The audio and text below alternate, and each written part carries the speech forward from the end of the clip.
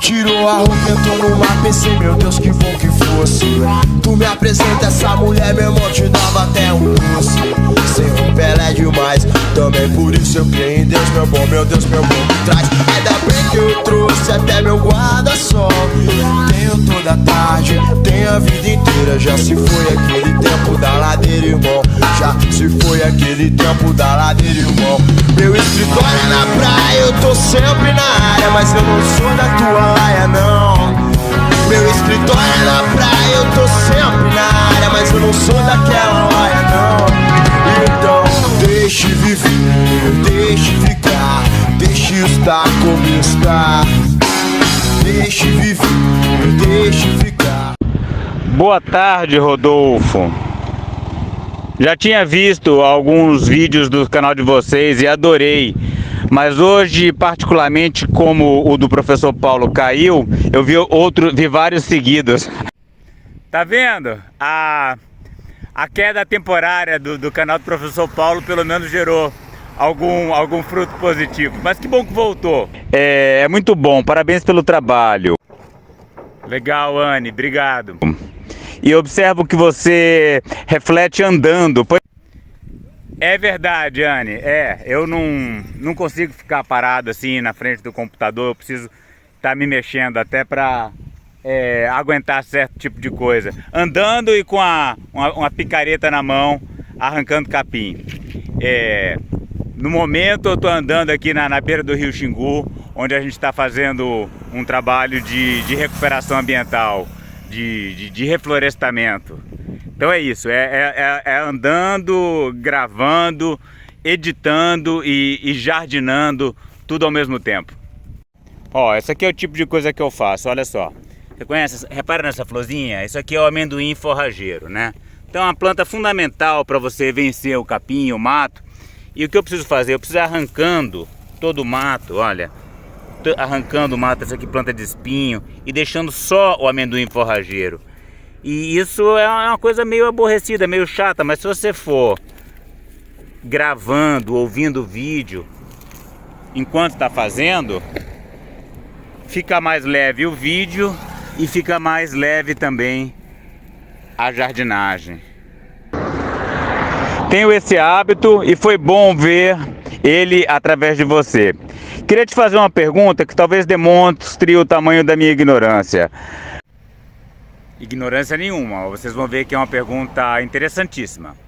Mas realmente me considero chegando ainda num caminho de mais esclarecimento e lucidez. Você costuma dizer do tempo que passou com os indígenas, na terra indígena Kayapó. Sim, olha, essa foto aí é lá de trás, lá daquele tempo, eu bem novinho, quase da idade dos meus alunos aqui hoje em dia. Aliás, da idade de vários ex-alunos. Junto com o cacique Tiquiri, falecido cacique Tiquiri, o pai do Paiacã, né, fundador da aldeia Ucre. Tiquiri que me adotou, e é por isso que hoje o Tiquiri já morreu, tem alguns anos, morreu no meio de uma caçada, uma história dramática. Mas hoje eu tenho uma família, eu vou chegar na aldeia Ucre agora, daqui a 3 semanas, e eu tenho sobrinhos, netos, tios, por causa do Tiquiri que me adotou naquele momento. Esse contato se deu através do seu trabalho como professor? Não, ignorância nenhuma, né? É uma pergunta muito interessante. Não, o primeiro contato não foi como professor porque eu ainda era aluno, né? Era aluno de graduação, na verdade. Eu estava no último ano da graduação, fui convidado pelo professor Carlos Pérez a fazer essa primeira visita para a terra indígena Kayapó. Isso foi... na verdade foi um pouco depois da graduação, em 97, assim, eu me formei ali em 96, foi naquele período logo depois de formado, e era tudo muito diferente lá, tudo muito fascinante. Às vezes que eu estudei as pessoas aqui no Rio que tiveram esse contato, eu achava meio contraditório e complexo, usando a experiência de forma muito individual, como um troféu. Andando na aldeia, a primeira coisa que se faz, a primeira coisa que eu faço, é me pintar o mais rápido possível, para me sentir menos homem branco, menos cubem, menos invasor, para me sentir mais parte daquela sociedade que está me acolhendo.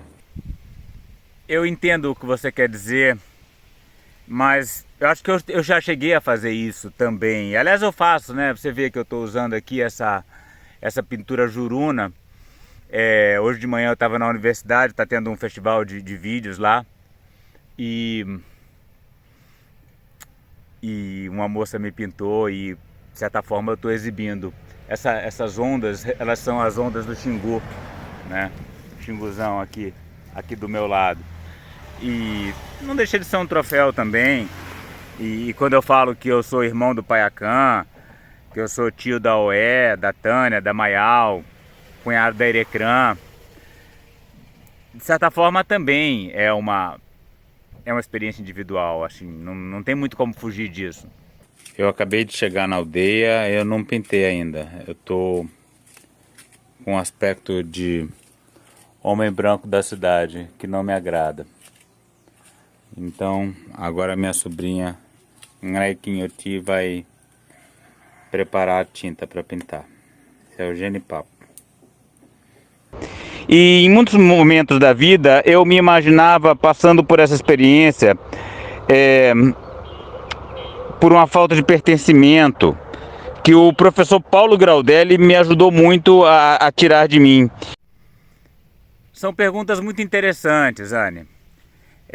Inclusive dialoga, dá pra gente dialogar muito bem com o que o professor Paulo Graudelli sempre fala, né? A questão mas a crítica que ele faz ao identitarismo, porque eu quando estou pintado, eu quando tenho parentes na aldeia, de certa forma eu estou cavando também como se diz, um lugar de fala, né? Para falar em defesa dos povos indígenas, mas não é nesse sentido a crítica do professor Paulo. Eu entendo que a crítica dele é um identitarismo neoliberal, né? Aquela coisa que ele fala muito da Djamila Ribeiro, né? Que sempre fala dela, e a gente tem que estar sempre ligado, né? Para eu também não ficar falando de mim, né? Não cair nessa armadilha. Então é um ponto, é uma referência importante. Mas ao mesmo tempo eu apresento as minhas credenciais de gente que dedicou a sua vida profissional inteira aos povos indígenas, em contato com os povos indígenas. E isso me dá uma certa autoridade para falar, mas eu não desqualifico a fala de ninguém por dizer que você não tem lugar de fala. Enfim, são debates importantes, mas eu estou falando da Anne agora porque a Ana me mandou uns áudios que eu achei que também são muito interessantes. A Anne tem uma mente inquieta, já dá para ver. Eu não conheço ela pessoalmente, espero conhecer logo quando eu for ao Rio de Janeiro da próxima vez. E ela colocou alguns questionamentos, algumas observações que eu acho que valem um vídeo. Vamos dar uma olhada. Então, Rodolfo, eu vou tentar falar, mas é porque como eu não tenho o costume de falar sobre essa pauta, talvez eu não consiga ser tão objetiva agora. Mas se eu não botar pra fora, eu também não vou conseguir entender a complexidade que tá aqui na minha cabeça. É que eu queria tentar articular uma relação mais radical com você e tentar entender esse movimento de aparência, que é um movimento mais identitário que tá rolando aqui no Rio de Janeiro, pelo menos. Porque Fala aí, galera, beleza? Bom, faz muito tempo que eu já queria fazer esse vlog aqui. Afinal, desde que eu comecei a fumar maconha que eu venho na praia no mesmo lugar, que é aqui o Posto 9. E bom, afinal aqui é o Posto 9 e eu sou maconheiro, né? Então tem que ter um torrando com Tomazini no Posto 9. Baseado na lei, baseado. O curioso foi que tudo aqui começou em plena ditadura militar, onde estava uma porção de gente sendo presa na rua, sendo torturada. E aqui, por causa da especulação imobiliária da época, né, Ipanema estava começando a ficar bem mais caro do que era antigamente, o então presidente, ditador, resolveu fazer um emissário submarino para levar o esgoto lá pro fundo do mar enfim, fazer o sistema de saneamento básico aqui de Ipanema, né? E para fazer essa obra ele precisou construir um pier de uns 200 metros ou mais de 200 metros, que as pessoas ficavam até lá no final desse pier fumando muita maconha, e o pessoal também... Percebo que essa pauta do meio ambiente, ela é muito identitária, né? Na verdade, é chance de cair no identitarismo, né? Porque é uma coisa que a gente pouco conhece, acaba que a gente conhece pouco mesmo, que é pouco falado. É um assunto novo, né? Não é novo, mas é novo na difusão, né? Não sei se eu tô falando bobagem. Tá não, Anny, tá não. Tá falando coisas importantes, tá? Tô aqui ouvindo e pensando no que você tá falando. Se a questão ambiental tem um componente identitário forte. E, de certa forma, eu vejo isso como uma coisa inevitável, né? Eu, por exemplo, quando falo de Belo Monte, eu trago as minhas dores. A dor de ter visto aquela ilha do Arapujá ser destruída, a dor de ter visto esse rio correndo virar um lago podre atrás de mim. Então isso dialoga com a minha identidade também, né? Mas eu acho que não é exatamente isso que você está chamando de ser identitário, né? Vamos continuar que tá bom. Que é óbvio que não é um assunto novo. Os indígenas estão falando isso há 500 anos. Mas pra gente fazer de tópico, né? Dentro da internet, dentro do sensacionalismo, numa relação de jornal e notícia, então assim, de democratização do conhecimento, me parece ser pouco pra gente estar falando aqui no café da manhã, por exemplo, com os meus pais, sabe? De 70 anos. Então, assim, o que eu percebo aqui no Rio, como eu te falei, eu fiz parte... Eu tô meio que mais nos bastidores, assim, né? Tem uma relação complexa disso, mas eu vou colocar que eu estive para poder entender um programa que é sobre terem hortas nas comunidades do Rio de Janeiro. 50% da sua produção ela é doada para a comunidade local e 50% você pode vender e ganhar dinheiro com isso. Fascinante, Anny. Sabe que eu sou do Rio de Janeiro, eu fiz o ensino médio no Rio de Janeiro, lá no SEAT. Colégio de Mauricinho da Zona Sul, ali em Santa Teresa. Bom, eu tava passando aqui, o cara viu a camisa do bloco, pediu pra saber mais sobre o bloco, quando era o Plantanamente. Ele aproveitou e salvou aqui, né? Sempre bom. Aproveitar e convidar vocês, galera. Desfile do Plantanamente, todo o carnaval, já é o 4º ano agora. Esse ano vai ser dia 5 de março. Vai ser ali na escadaria da Lapa, às 4h20, na quarta-feira de Brasas, não sequela não. E o baile também, baile de máscaras dia 1º, no Boqueirão. Bom, galera, isso aqui... E eu quase segui a minha vida profissional de biólogo no Rio de Janeiro, mas eu optei por fazer graduação na USP e terminei vindo parar aqui no Pará, atraído pelos índios Kayapó. Mas eu pensei muito nessa possibilidade alternativa de trabalhar com a Mata Atlântica do Rio, a Floresta da Tijuca, recuperação ambiental.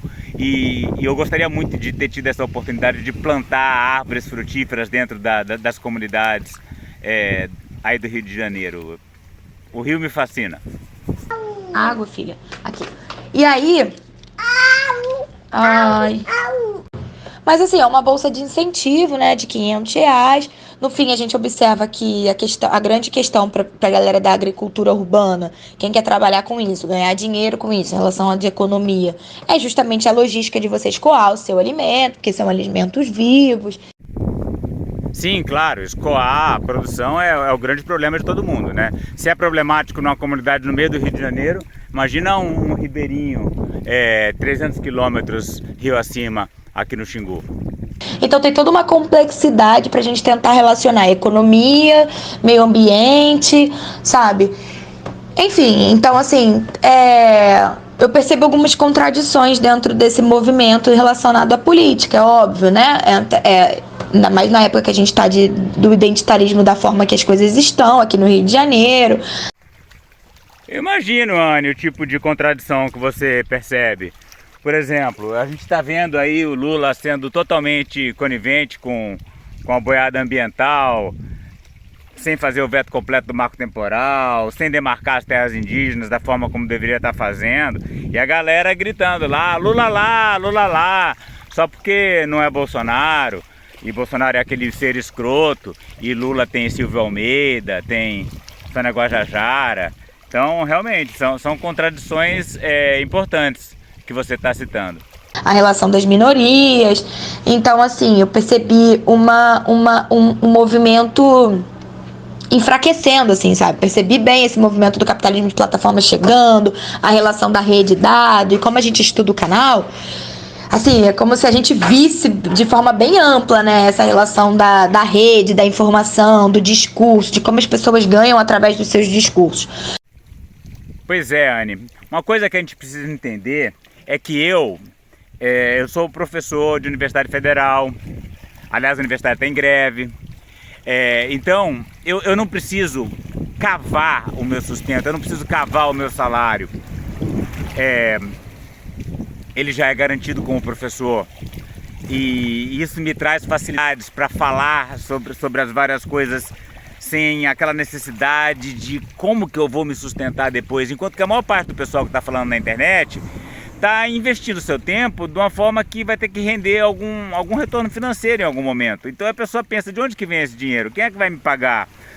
E de certa forma isso termina sendo uma armadilha, infelizmente.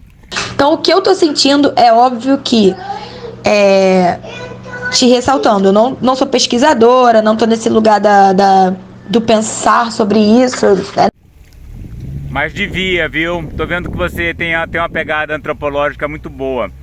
Inclusive, se você quiser virar comunicador no futuro, esse caminho que eu fiz, bem que hoje em dia é tão mais difícil, né? Você se tornar um professor na Universidade Federal. Antigamente, tendo doutorado, como eu tive, ainda mais no exterior, era uma coisa muito mais factível. Hoje em dia está tudo muito difícil, mas eu acho que você tem uma pegada de pesquisadora que devia perseguir. Vamos continuar ouvindo. Novo para mim, mas é o que eu quero justamente contribuir para a gente esclarecer e através dessas reflexões a gente ter uma narrativa mais ampliada. O que eu percebi era que, na verdade, quem estava realmente se beneficiando, quem está se beneficiando desse movimento, estão sendo as pessoas que estão vendendo esse discurso. Elas estão realmente ganhando dinheiro, né? Elas estão vencendo na vida. São pessoas que sim tiveram momentos de vulnerabilidade, são pessoas da Zona Norte, são pessoas que não têm grana. É importante estabelecer isso. Mas que, assim, entraram numa posição de hoje de pertencer, né, entre aspas, à sociedade, assim, a ter ali um status, um salário, e é justo, é digno, mas que essas políticas não estão ajudando de forma efetiva com o meio ambiente, com também a política de vulnerabilidade das comunidades. Oi, meu amor. Certo, Anne. E olha, eu vou te contar, ajudar efetivamente com o meio ambiente é uma coisa tão difícil, mas tão difícil.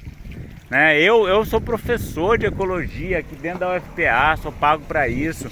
Eu estou fazendo um reflorestamento aqui na beira do Rio Xingu, mas o efeito concreto do que eu estou fazendo é tão minúsculo que é muito difícil mesmo, né? Então eu vou para a terra indígena Caiapó, eu volto, faço uns videozinhos aí que são vistos por, sei lá, 300, 500 pessoas. É o genipapo que dá a cor para pintura. Genipapo verde. Itapjua, né? Não, Itapjua. Ela é minha sobrinha. Itapjua. Bantiquiri. O caroço do genipapo.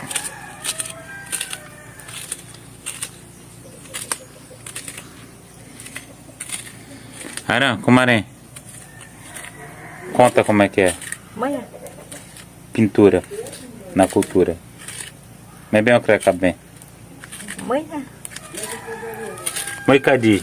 o veia, ngitwa, o dubu, o cadi, mei cadi, Moga. me bem o crepara cadi, Moi o. o cre, o já. E que diferença isso faz lá na ponta mesmo, né? Na preservação mesmo? Eu acho que é totalmente insignificante. É muito difícil fazer uma diferença na área ambiental. E agora com a relação da cannabis também, com essa coisa da legalização, né? Aqui é uma larica antiguinha aqui de Ipanema. Eu com meus 15 anos já comi essa mousse aqui. Fala aí, é o melhor de Ipanema? É a melhor, não sou eu quem falo. É o povo de Ipanema quem diz. É o melhor. A tua música é a melhor. E pra quem tá vindo aqui em Ipanema, aquele pessoal que, pô, ficou o dia inteiro, tá cheio de larica, comer essa mousse, vale a pena? Mata a larica da É pessoa. maravilhoso, mata a larica na hora. Eu tô comendo aqui, é bem gostosa mesmo. Pô, faz muito tempo já que eu não comia. O professor também ajudou bem a abrir os meus olhos na época do voto do não, do Zanin. Eu percebi, assim, esse movimento.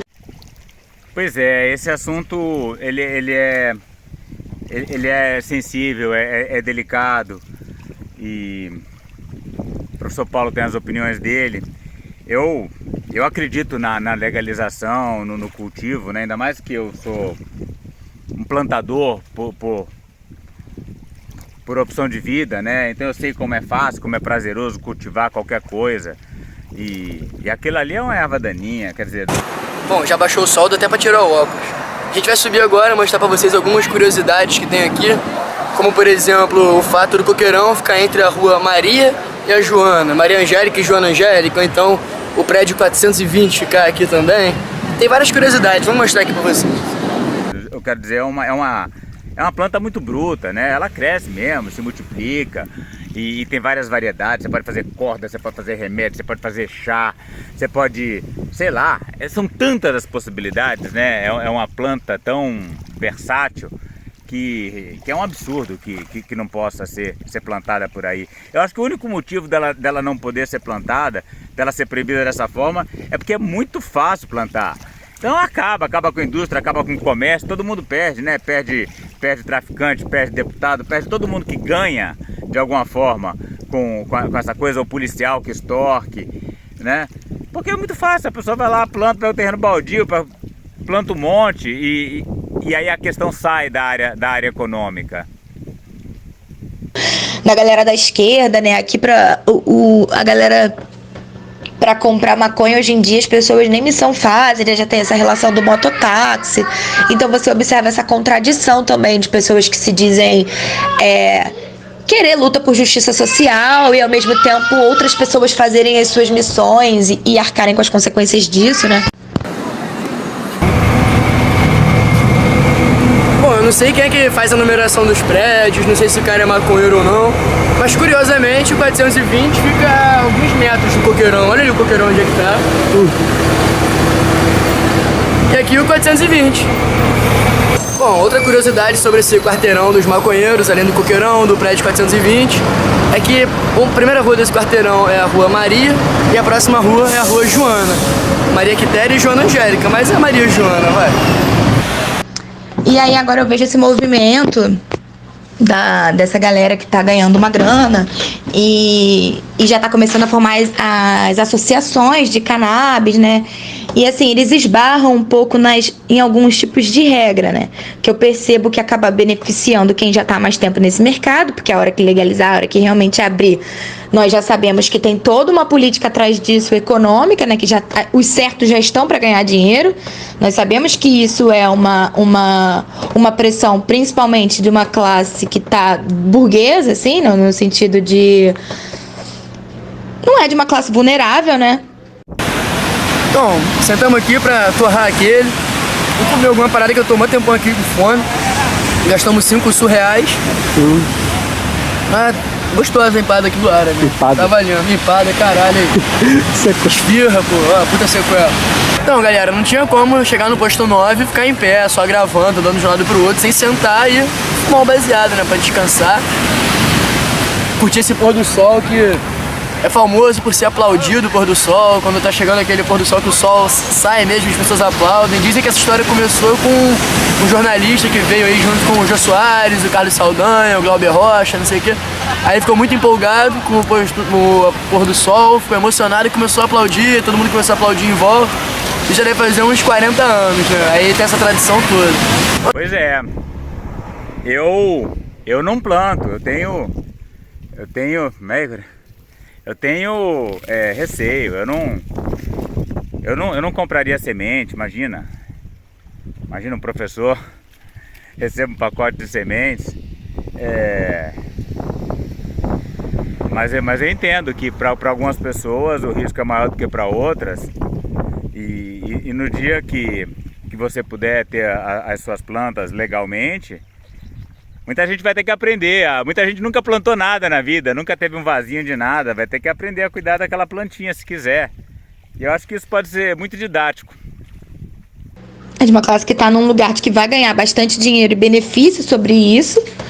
E aí com esse discurso também de que, imagina que legal, na comunidade, na favela, né, que tudo é favela, na favela ter produção de óleo de cannabis e a gente poder dar pra galera que tá em situação vulnerável, olha que legal, botar, né, ali no Hortas Cariocas, a gente poder distribuir o óleo pro pobre, né, e eles ganhando uma super grana com isso, assim. O Posto 9 também tem várias outras histórias que ajudaram a deixar ele famoso, né, como o Gabeira, quando voltou do exílio, veio pra cá de tanguinha, aquela sunguinha dele que tem várias fotos, caras internacionais, os primeiros topless-aços das mulheres aqui em década de 90, ainda 80, as mulheres já lutavam para poder fazer um topless no Rio de Janeiro. Enfim, sempre foi um posto de resistência, né? Resistência cultural principalmente, a galera mais intelectual, mais artista, sempre veio pra cá e vai continuar sendo assim, né? Um bando de maconheiro inteligente, criativo.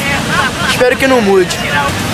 Então, e fumando bastante maconha boa, né? Que é o que eles consideram, assim, também não tendo mais que pedir pro mototáxi, né?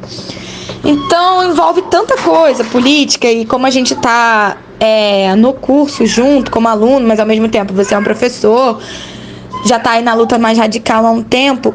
O meu objetivo, na verdade, é entender como eu faço isso sem um parecer. Como eu entro nessa luta, qual é a minha narrativa, o que eu estudo, o que eu pesquiso, qual é a direção que eu tenho que seguir para eu realmente ajudar e não me beneficiar dentro de um discurso, entrar num parecer. Eu que me preocupo com a filosofia, tenho essa relação com a filosofia. Assim, a verdade da coisa, eu acho que eu queria ter uma troca com você nesse lugar, sabe? Vamos dialogando aqui no canal. Mas deixa eu te falar, você acompanha o professor Paulo Giraldelli e ele sempre fala muito dos perigos do autodidatismo, né? Olavo de Carvalho era um autodidata. Então o ideal é você se aproximar da universidade. A universidade está aí para isso, né? Escolha o curso que você vai fazer, filosofia, antropologia, ciências sociais, qualquer que seja. Procure um bom professor, um professor honesto, intelectualmente estimulante, e aí você vai encontrar os seus caminhos intelectuais. Às vezes não é bom ir por conta própria, não. Se você puder ir dentro de um contexto mais estruturado, pode ser muito bom. Como eu não tô na academia, em centros de pesquisa, o conteúdo ele não vem de forma direcionada para mim. Normalmente dentro do meu cotidiano, com as minhas relações, eu esbarro em algo que eu vou lá e estudo sobre isso, e pesquiso e vou formando a minha narrativa. Que aliás já está muito bem formada, mas não deixa de procurar o seu espaço acadêmico, não, na universidade. Tem a UFRJ, tem a UERJ, tem tanto lugar bom para você estudar, lugar maravilhoso do Rio de Janeiro, tantas possibilidades. É o que está acontecendo agora com essa relação de meio ambiente, de indígena, relação de terra e comunidade, a terra aqui no espaço urbano, sabe? São coisas que ainda estão muito jogadas assim na minha cabeça, que eu não consegui concatenar e ter uma narrativa mais ampliada, sabe? E que me fizesse sentido também, sabe, igual com muitos vídeos do Paulo, assim, que eu falo, cara, é isso, entendi, peguei uma informação daqui, outra colar. O canal do professor Paulo é muito estimulante, eu espero que o nosso também seja, mas nós somos apenas canais no YouTube, né? Nada que se compare à vivência presencial dentro do contexto da universidade. Porque eu conheci a Elvira, né, que é uma indígena que mora aqui no Rio de Janeiro já tem um tempo. Ela já tem uma outra relação, assim, eu nunca tinha conhecido. Ela veio pra cá, estudou numa escola muito boa, ela contando essa relação, né, de ser doada pela mãe, já conheceu a mãe. Então, uma história muito interessante, assim, que me abriu muito a cabeça pra essa relação do contraste de cultura, né, pra gente não romantizar.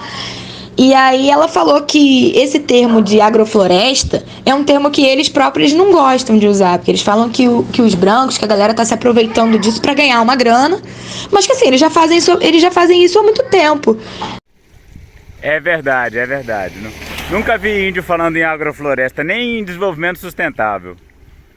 Né? Isso para eles é construir floresta. Não existe essa relação de monocultivo, de monocultura.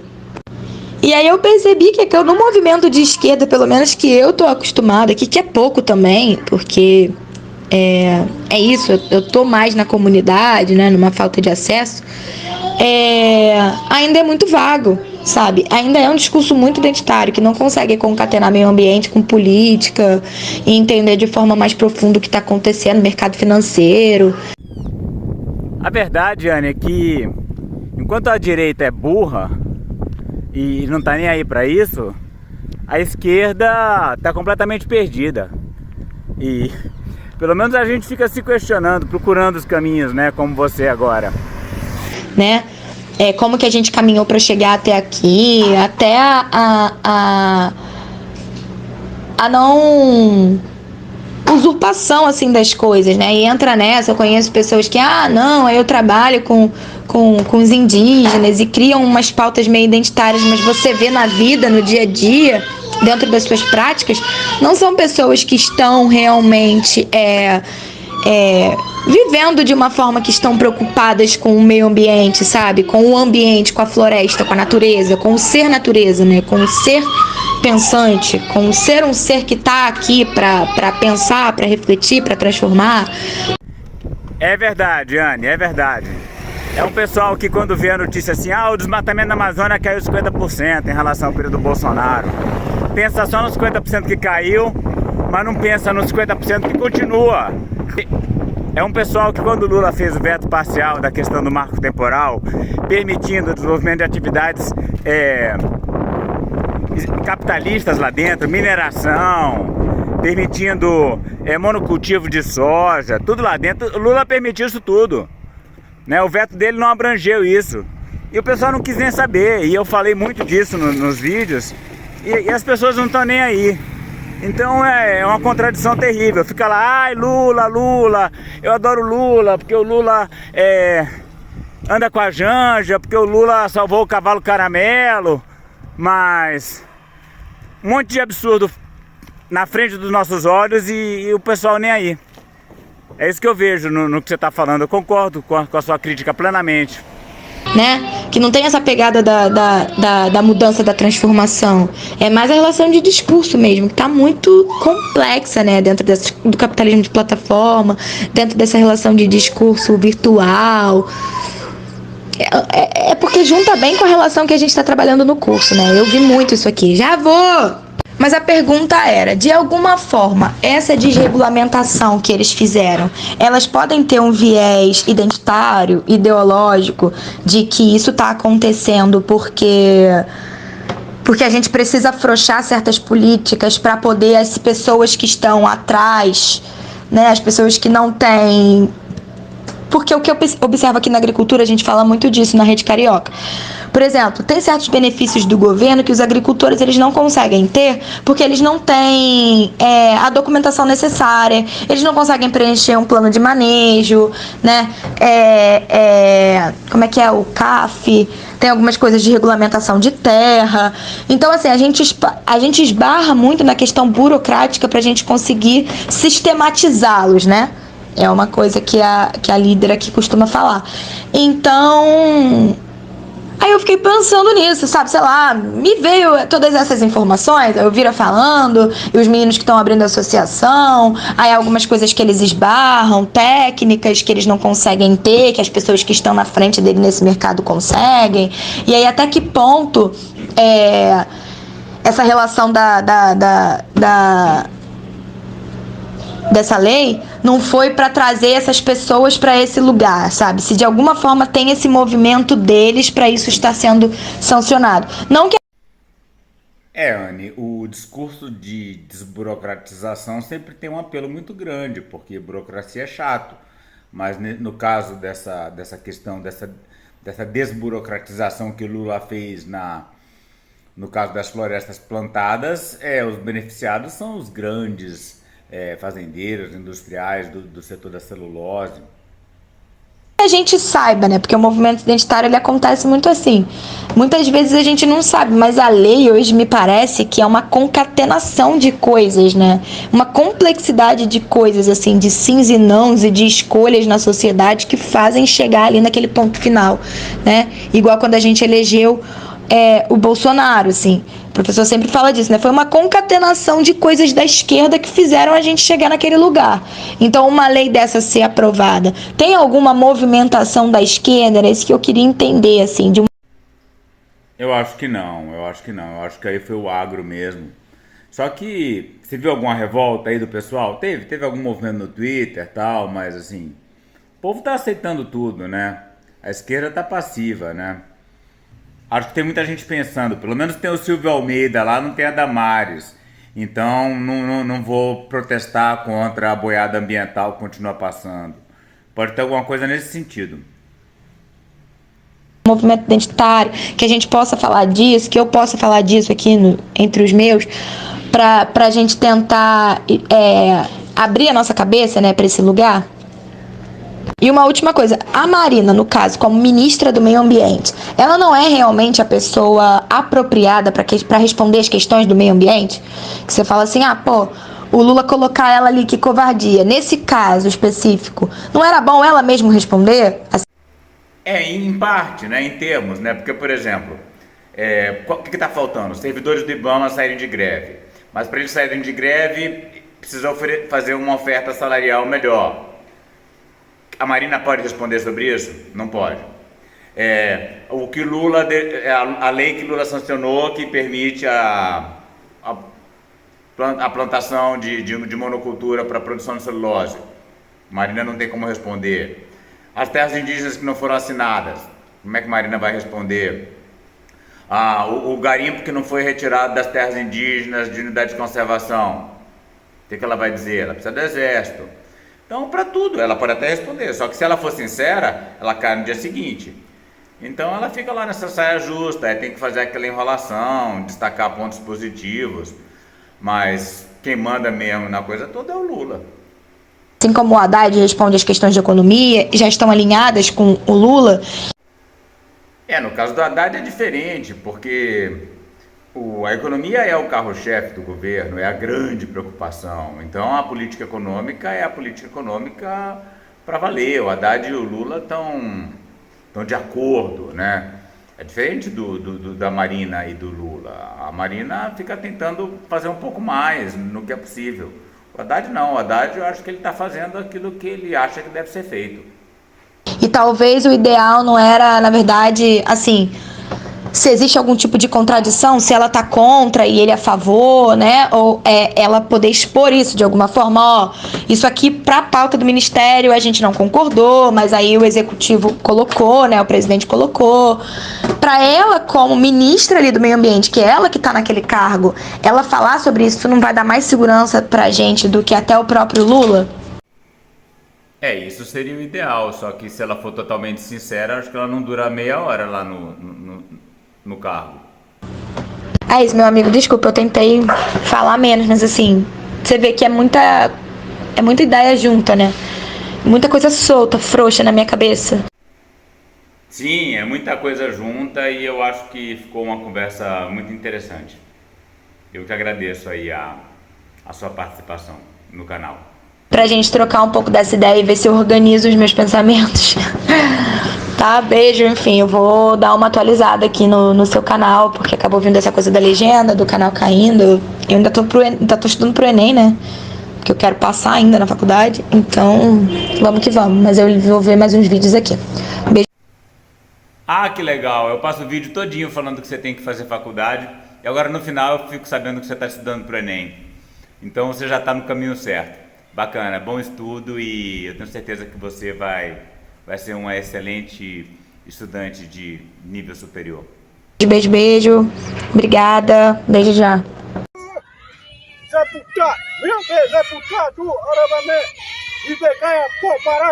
Para saber mais e participar dessa luta radical pelos povos indígenas, a floresta tropical e a biodiversidade de modo geral, inscreva-se no canal, deixe seu like e comentário.